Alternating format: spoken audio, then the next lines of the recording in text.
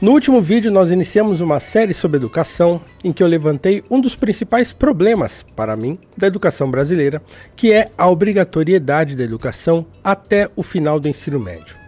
No vídeo de hoje nós vamos aprofundar um pouco essa questão, uma vez que ela é controversa e merece um aprofundamento, uma reflexão um pouco mais detida. Então, vem comigo, é sobre isso que nós vamos falar no vídeo de hoje.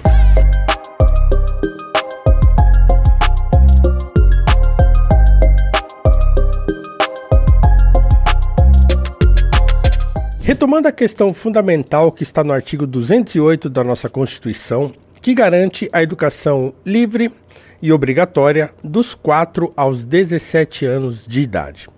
Curiosamente, a PEC, a proposta de emenda à Constituição que gerou esse novo artigo da nossa Constituição, é a PEC de número 277 de 2008, que foi transformada na emenda à Constituição 59. Mas, curiosamente, essa proposta e depois essa emenda teve origem numa discussão que não era propriamente uma discussão sobre educação. Era uma discussão burocrática a respeito do recurso ou dos recursos enviados à educação. Então, ela tratava de uma discussão burocrática que falava do fim gradativo da desvinculação das receitas da União, da DRU, sobre os recursos da educação. Então, o deputado à época, Rogério Marinho, ele propôs uma emenda, ele propôs uma alteração nessa emenda à Constituição que garantiria a educação obrigatória até os 17 anos de idade. Numa reportagem da época foi dito o seguinte, abre aspas, a inclusão dessas medidas tem o objetivo de direcionar a verba atualmente destinada à DRU, que é cerca de 9 bilhões ao ano. E o deputado Rogério Marinho disse numa entrevista que as alterações foram feitas para dar foco ao dinheiro que anteriormente era desvinculado. Então o que temos aqui é uma discussão burocrática, obviamente que depois vai desembocar numa obrigatoriedade da educação, numa permanência dos adolescentes e das crianças por um período maior, obrigatoriamente na escola. Então não tinha inicialmente como foco uma discussão sobre educação, mas essa inclusão da permanência dos alunos até os 17 anos traz uma discussão de você ter de garantir a educação completa até os 17 anos e você conseguir equiparar a formação na idade correta durante num período de 15 anos era aquilo que era previsto nas discussões sobre a emenda da Constituição. O que se impõe nessa discussão é, na verdade, como que o Estado pode garantir não só a permanência na escola de praticamente são 60 milhões de crianças e adolescentes e jovens até os 18 anos que nós temos no Brasil, mais da metade está na educação pública.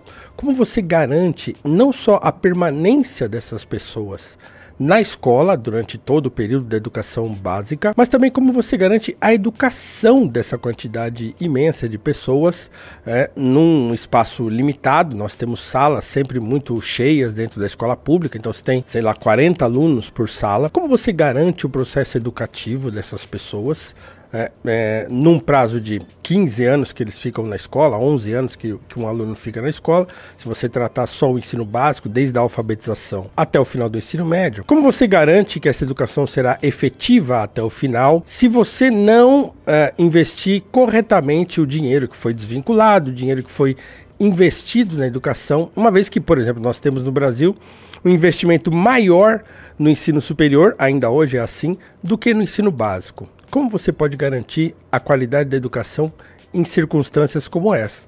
Esse é o primeiro ponto. Agora, é óbvio que essa é uma discussão que ela é paradoxal, porque o direito à educação, ele deve ser pleno.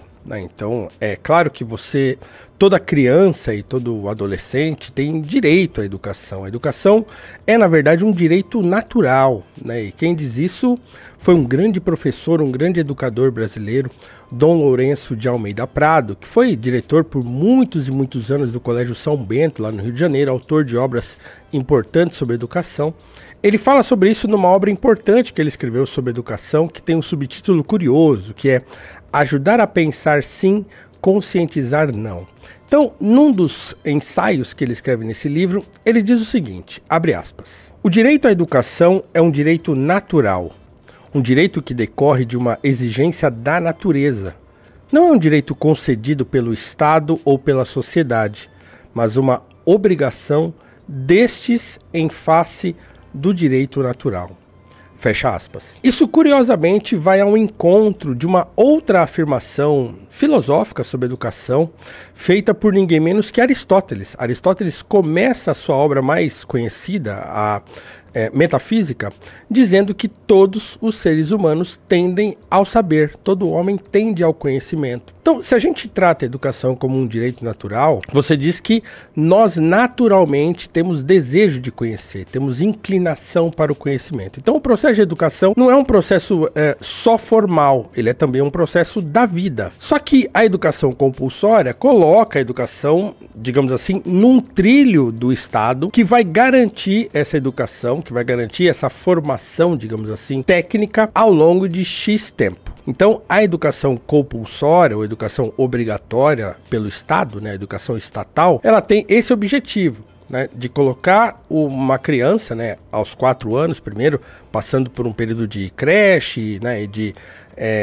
educação infantil, até ele adentrar no Fundamental 1, na alfabetização, passando pelo primeiro ano até o 9º ano, final do ensino fundamental 2, e pelo ensino médio, que vai do 1º ao 3º ano, saindo da escola, então, aos 17 anos. Como que você pode, então, transformar esse direito à educação numa garantia de educação? Quais são as circunstâncias que fazem com que isso seja possível e quais são os problemas que são colocados dentro dessa perspectiva de você tratar a educação ao mesmo tempo como um direito e também como uma obrigatoriedade? Curiosamente, os números da nossa educação não têm se mostrado efetivos nesse sentido. Aquele projeto que começa lá em 2009 com essa emenda à Constituição, que teria a ideia de que em 15 anos essas coisas já estivessem mais ou menos equacionadas, mais uma vez não se mostrou efetiva, verdadeira. No que nós vemos hoje é o Brasil figurando aí nos piores índices de educação, né? Por exemplo, no índice do PISA, o Brasil está na posição 65 de 80 países, o que é uma posição muito ruim.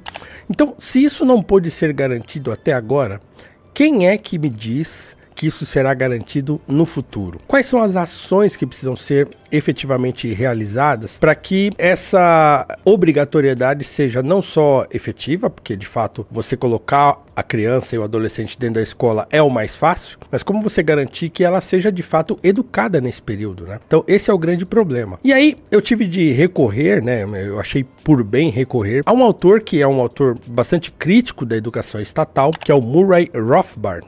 Rothbard, ele é um autor, um economista da Escola Austríaca de Economia. Ele é um autor libertário, portanto, ele é quase completamente contra, né, se não totalmente contra a educação estatal. E ele escreveu uma obra que é muito curiosa, é uma obra curta, sim, mas é bem interessante sobre educação, que tem o título Educação Livre e Obrigatória. E aí eu quero, a partir das ideias de Rothbard, a gente tratar um pouco mais profundamente dessa questão.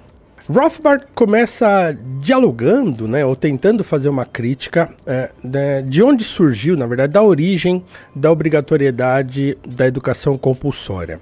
E ele vai evocar ninguém menos que Martinho Lutero. O Lutero tem ideias muito interessantes sobre educação, porque, na verdade, quando ocorre a Reforma Protestante, lá no século XVI, né, lá na Alemanha, na verdade, as pessoas iam para a escola muito para se tornarem sacerdotes. Então as pessoas iam para a escola para se tornarem padres. E aqueles que não queriam se tornar padres iam trabalhar, iam fazer outra coisa. Só que no momento em que a reforma acontece, as escolas começam a esvaziar, porque há um abandono desse desejo da vida clerical católica, e as escolas começam a esvaziar. Então o Lutero começa a ficar muito preocupado com isso, porque ele pensa que a educação é uma coisa boa, né, e é uma coisa fundamental, inclusive para preservação do evangelho, segundo ele diz. Então ele envia cartas aos prefeitos, né, das províncias lá, dizendo, olha, obriguem os pais a enviar os filhos para a escola. Então ele trata da obrigatoriedade da educação no sentido de preservar não só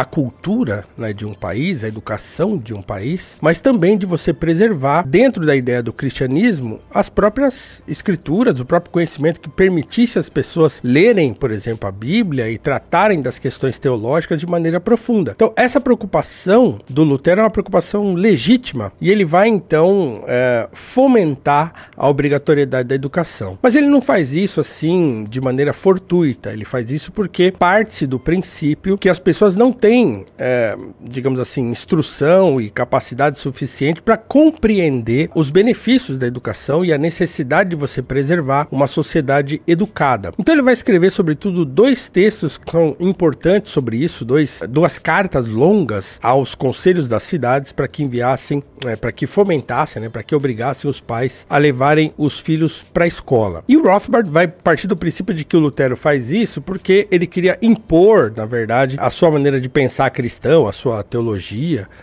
nas pessoas. Mas não é bem isso. Quando você lê as cartas do Lutero, você percebe que existe de fato uma preocupação genuína do Lutero em preservar a educação, preservar uma sociedade minimamente educada, não só para que ela fosse culta o suficiente para se manter, mas que também fosse possível com isso manter a seriedade das reformas que ele havia proposto na igreja cristã do século XVI. Na sua primeira exortação, que tem o título de Aos Conselhos de Todas as Cidades, para que se criem e mantenham escolas cristãs, de 1524, ele diz o seguinte, abre aspas, as escolas estão no abandono, as universidades são pouco frequentadas e os conventos estão em declínio. E aí ele vai alegar, né, que os pais não têm, eles têm negligenciado a educação dos filhos e vai complementar dizendo o seguinte, abre aspas, que haverão de estudar e se não podem ser padres, monges e freiras,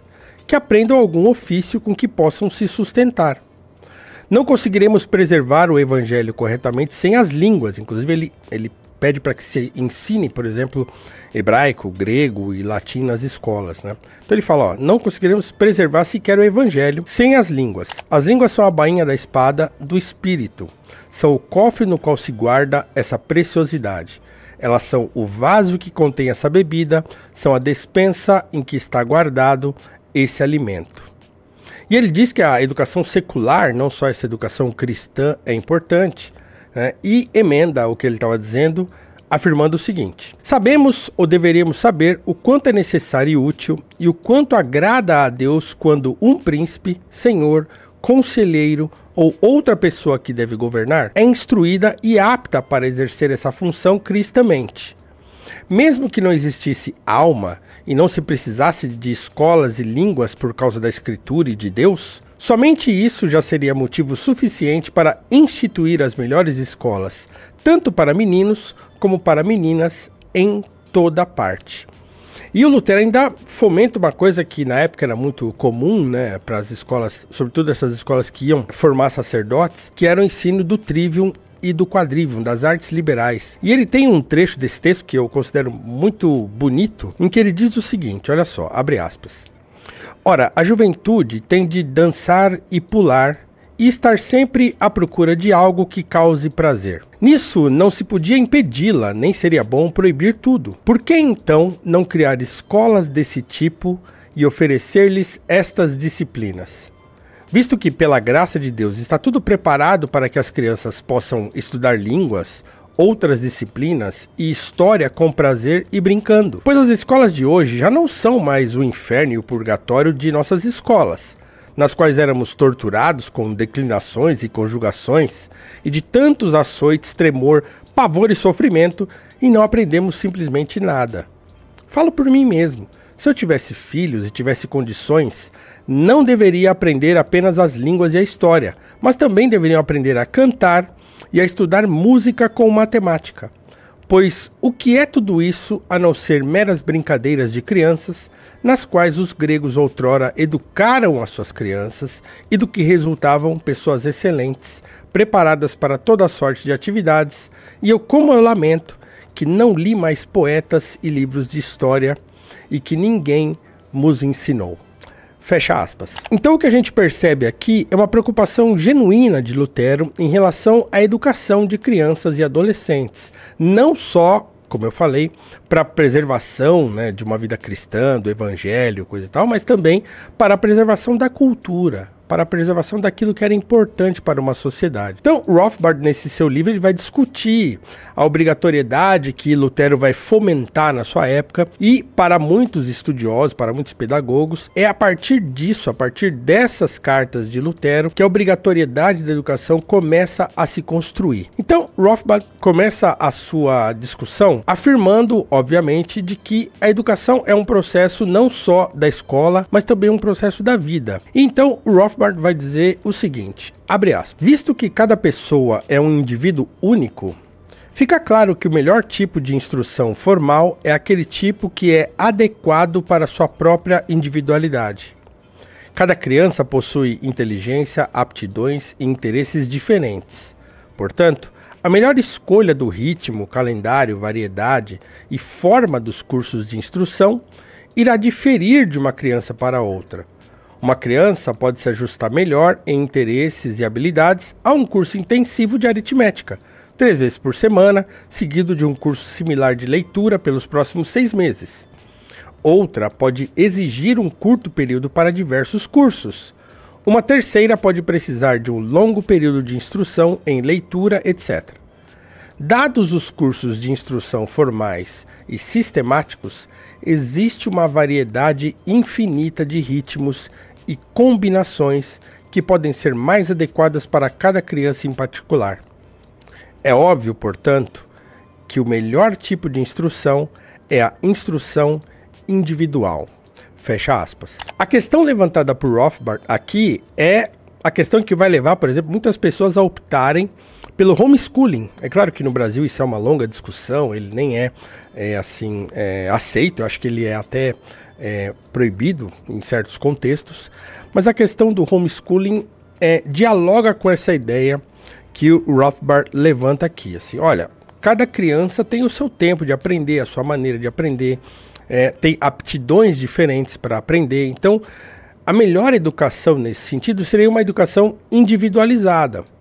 E essa discussão é exatamente a discussão de como você garantir a educação num contexto massificado. Então, quer dizer, você tem uma sala com 40 alunos e você precisa educar, você precisa ensinar os 40 alunos. Só que cada um tem o seu tempo, cada um tem o seu jeito. Um tem mais habilidade para uma coisa, outro tem mais habilidade para outra. E você cria, então, uma série de dificuldades quando você tenta universalizar a educação para um número grande de pessoas. Então, esse é o primeiro ponto colocado pelo Rothbard e que vale a pena ser discutido no contexto de como educar obrigatoriamente e massivamente a nossa sociedade. E ele continua sua crítica dizendo o seguinte, abre aspas, que diremos, pois, de leis que instituem a escolaridade obrigatória para toda criança? Essas leis são endêmicas no mundo ocidental. Nos lugares onde escolas privadas são permitidas, todas elas devem cumprir as normas de instrução impostas pelo governo. Contudo, a injustiça da imposição de regras de instrução deve ser clara. Algumas crianças são lentas e precisam ser instruídas num ritmo menor. As crianças brilhantes exigem um ritmo rápido para desenvolver suas faculdades. Além disso, muitas crianças são muito aptas em determinado assunto e muito lentas em outro. Elas podem certamente ter a permissão de desenvolver a si mesmas em suas melhores disciplinas e renunciar a outras. Quaisquer que sejam as regras impostas pelo governo para a instrução, a injustiça é feita para todos. Para os lentos, que não absorvem qualquer instrução, para aqueles com diferentes conjuntos de aptidões em diferentes disciplinas, para as crianças brilhantes cujas mentes gostariam de estar lá fora e voar em cursos mais avançados, mas que devem esperar até que os lentos sejam caçados mais uma vez como cães. Da mesma forma, qualquer ritmo que o professor coloque na classe cria uma injustiça para quase todos. No lento, que não consegue acompanhar, e no brilhante, que perde interesse e preciosas chances de desenvolver o seu grande potencial. Fecha aspas. E ainda é preciso colocar nessa discussão que Rothbard levanta aqueles que de fato não gostam de estudar, porque é bom que se admita que há muitas pessoas que não gostam de estudar, que não querem estar na escola, que uma vez alfabetizadas gostariam de fazer outra coisa. Então você junta as crianças brilhantes, né, as crianças medianas, aqueles mais lentos e aqueles que não querem. Você junta todo mundo dentro de uma escola, dentro de uma sala de aula e precisa educar a todos. Esse é um problema. Eu não estou dizendo que esse problema que não deve ser enfrentado e que a gente deve desistir da educação de massa, não é isso que eu só estou querendo colocar o problema para pensar junto com você a dificuldade de criar um sistema de educação que invista, ou que queira, ou que tenda, ou que tenha o objetivo de educar a todos sem fazer qualquer distinção, por exemplo, entre os mais aptos, os menos aptos, aqueles que são mais lentos, os que são mais rápidos. Há escolas privadas, por exemplo, que fazem isso, que separam salas com crianças e adolescentes que têm uma facilidade maior, aí coloca aqueles mais lentos em outras turmas. Então, escolas privadas fazem isso já com uma certa frequência. O problema é que na instrução pública isso é muito mais complicado porque tem muito mais gente para conseguir administrar, então isso torna tudo muito mais difícil. Agora vejam, o problema, mais uma vez, se torna a lei, porque no Brasil a gente tem essa mania de criar uma lei e querer que as pessoas obedeçam à lei, uma vez que ela foi criada, assim, eu não estou dizendo que isso não é uma coisa boa também, mas leis que costumam ser efetivas são aquelas que nascem de uma demanda da própria sociedade, Então, essa também é uma discussão entre direito natural e direito positivo, mas a imposição de leis no Brasil, geralmente elas vão de encontro, elas se chocam com a realidade efetiva. Vamos dar uma olhada numa lei importantíssima da educação, que é a LDB, que é a Lei de Diretrizes e Bases da Educação, no seu artigo 35, quando ela trata da instrução obrigatória e formal. Veja só o que diz a lei. Abre aspas. Esse artigo trata especificamente dos objetivos do ensino médio. Veja o que diz. 1. A consolidação e o aprofundamento dos conhecimentos adquiridos no ensino fundamental, possibilitando o prosseguimento de estudos. 2. A preparação básica para o trabalho e a cidadania do educando para continuar aprendendo de modo a ser capaz de se adaptar com flexibilidade a novas condições de ocupação ou aperfeiçoamento posteriores. 3. O aprimoramento do educando como pessoa humana, incluindo a formação ética e o desenvolvimento da autonomia intelectual e do pensamento crítico. 4. A compreensão dos fundamentos científico-tecnológicos dos processos produtivos, relacionando a teoria com a prática no ensino de cada disciplina. Fecha aspas.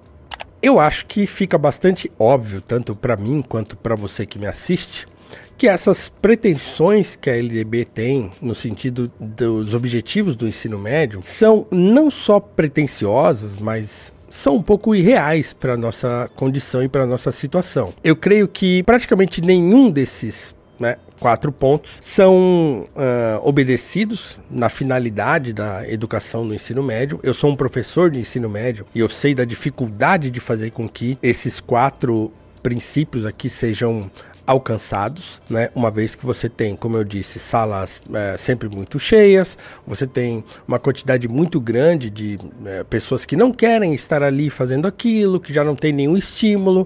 Agora, mais recentemente, com o advento das redes sociais e os smartphones e a dificuldade de se proibir, por exemplo, isso em escolas públicas, aqui em São Paulo, por exemplo, existe uma dificuldade. Escolas privadas, mais uma vez, vão saindo na frente e algumas já, inclusive, proíbem o uso de smartphones, de celular dentro da sala de aula, mas nas escolas públicas ainda é permitido. Então, tem toda uma série de dificuldades que você, para além daquelas levantadas por Rothbard, que dizem a respeito das diferenças do nível de aprendizagem de cada criança e cada adolescente, nós ainda temos essas determinações da LDB que visam a garantir que o aluno termine o ensino médio com todas essas qualidades que a lei propõe.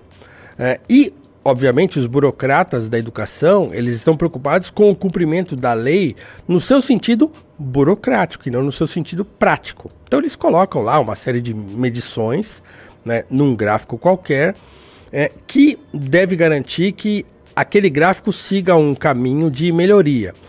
Não importa se efetivamente essa melhoria está acontecendo. Um exemplo simples é o fato de você colocar muitas crianças na escola, de você colocar muitas crianças num processo de alfabetização, não significa que você vai conseguir alfabetizá-las. Você só está enchendo a escola de crianças, no primeiro momento. Garantir a alfabetização vai depender de você lidar com todos esses problemas que foram levantados aqui, inclusive pelo nosso economista Murray Rothbard. Então, essa é uma dificuldade que o Estado brasileiro, né, e os estados que trabalham com a educação massificada têm de lidar. Não adianta tergiversar, não adianta fingir que isso não é um problema, não adianta você tentar criar uma sala completamente heterogênea e largar na mão do professor, por exemplo, o trabalho de ter de avaliar e orientar cada um daqueles alunos de maneira diferente para que todos alcancem uma educação efetiva. É preciso pensar esses processos. É preciso pensar como é que os outros países conseguem fazer isso. Por exemplo, não há como fazer isso, não há como você alcançar e atingir o mínimo desse tipo de educação massificada sem ordem, hein? Se você não tiver uma sala ordenada, se você não tiver uma sala com todos os alunos prestando atenção, ou pelo menos a maior parte deles quietos e prestando atenção e entendendo o que está acontecendo ali dentro da sala de aula, ainda que alguns tenham mais dificuldade, outros tenham menos, mas se você tiver uma sala em ordem, uma sala em que a atenção é respeitada, você melhora o processo. Agora, se você não tem nem isso, e esse é o caso, por exemplo, da educação pública atual, dificilmente você vai conseguir produzir esses resultados que a LDB traz para a gente como objetivos do ensino médio, por exemplo. Então, existe uma dificuldade em o Estado entender a sua função, entender a educação como um direito, entender esse dever a qual ele se impõe de educar e compreender quais são os processos efetivos para que isso aconteça. Óbvio que pedagogias vão surgindo aos montes para dizer o que pode, o que é bom, o que é ruim fazer, mas me parece, isso eu tratarei a partir do próximo vídeo, que as ideias que são colocadas nos processos de educação pelos pedagogos não visam a resolver o problema, mas na verdade criam ainda mais problemas. Então, deixa o seu comentário aqui embaixo, né, o que você pensa sobre isso, se você acha mesmo que essa dificuldade do Estado é uma dificuldade quase intransponível, se é possível mudar isso e como. Deixa aqui seu comentário e a gente se encontra então no próximo vídeo para falarmos das dificuldades das pedagogias modernas em relação à educação. Um abraço e até o próximo vídeo.